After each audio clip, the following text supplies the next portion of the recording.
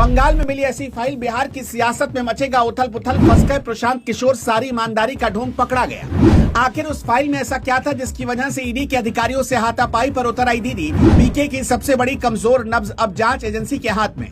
पीके के साथ ममता बनर्जी का ऐसा कौन सा कनेक्शन जिसकी सच्चाई बाहर आने के डर से घबरा गई दीदी। अधिकारियों को फाइल छूने की भी परमिशन नहीं। कोलकाता में गिरी गाज की गूंज बिहार तक सुनाई दे रही है और जिस फाइल को बचाने के लिए खुद मुख्यमंत्री ममता बनर्जी सड़क पर उतर आई, उसमें जरूर कुछ ऐसा छिपा है जो पटना की सियासत को भी हिलाकर रख देगा। पश्चिम बंगाल की राजधानी कोलकाता की एक शाम अचानक सियासी तूफान में तब्दील हो गई जब प्रवर्तन निदेशालय यानी ईडी की टीम ने आईपैक के दफ्तर पर दस्तक दी। ये खबर जैसे ही बाहर आई तो इसका असर सिर्फ कोलकाता तक सीमित नहीं रहा, बल्कि इसकी लपटें बिहार की राजनीति तक पहुंच गई। आईपैक वही संस्था है जिसने देश की चुनावी राजनीति का तरीका बदल दिया और अब इसी संस्था पर हुई छापेमारी ने बिहार में एक नई बहस छेड़ दी है।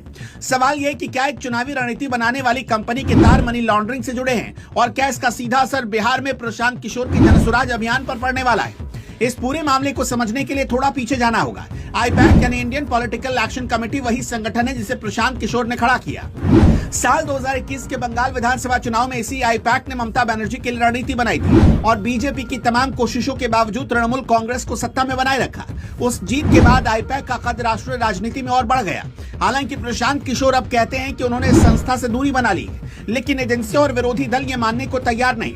कोलकाता में हुई छापेमारी के दौरान जो ड्रामा हुआ उसने शक को और गहरा कर दिया। जैसे ही ईडी की टीम आईपैक के दफ्तर पहुंची, वहां का माहौल तनावपूर्ण हो गया। बात इतनी बिगड़ गई कि खुद ममता बनर्जी यानी मुख्यमंत्री को बीच में आना पड़ा। ममता बनर्जी न केवल आईपैक के डायरेक्टर प्रतीक जैन के घर पहुंची, बल्कि वहां से एक फाइल अपने साथ लेकर निकली।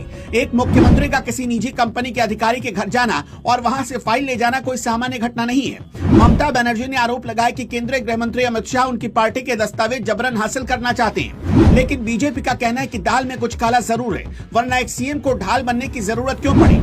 अब कहानी का वो हिस्सा सुनिए जिसने बिहार की राजनीति में खलबली मचा दी। बीजेपी सांसद संजय जायसवाल ने इस रेड के बारे में बहुत बड़ा खुलासा किया है। उनका आरोप है कि आईपैक ने बिहार में प्रशांत किशोर की पार्टी जनसुराज को करीब 60 करोड़ रुपए की फंडिंग की है।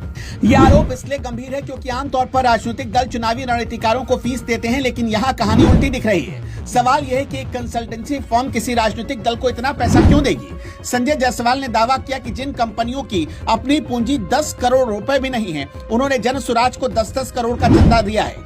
ये वही पेंच है जहां मनी लॉन्ड्रिंग का शक गहराता है। आरोप है कि कोलकाता से जो पैसा आईपैक के जरिए मूव हुआ, उसका इस्तेमाल बिहार में राजनीतिक जमीन तैयार करने के लिए किया जा रहा है। अगर ईडी ने इस एंगल से जांच शुरू की तो इसकी आंच प्रशांत किशोर और उनके जनसुराज अभियान तक पहुंचनी तय मानी जा रही।